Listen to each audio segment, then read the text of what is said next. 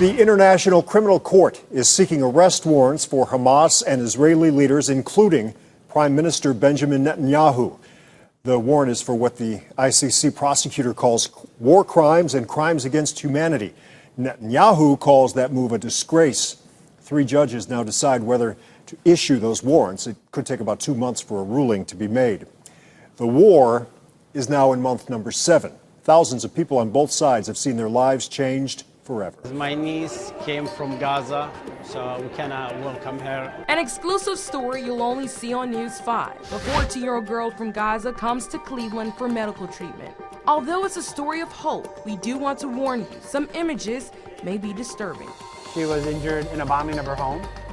She's from a refugee camp in Gaza. I'm Remy Murray at Cleveland Hopkins Airport with reaction from the family after seeing their loved one for the first time. It's meant a lot because, all the hospital in Gaza has been bombed.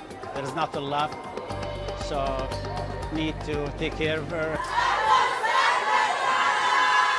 14-year-old Tala makes her way down this escalator at Cleveland Hopkins Airport, where more than a dozen people greet her with Palestinian flags, signs, and warm hugs. I really thank everybody for coming and for showing support.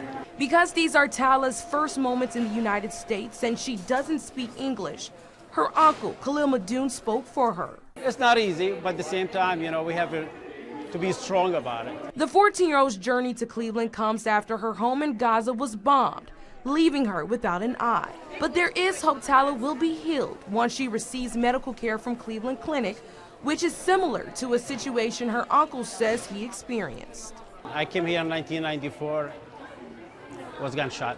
Madoon says this unfortunate event forever changed his life. But he says he could not have overcome it without support from people like Steve Sosby. One of the first injured persons I brought to this country was her uncle Khalil.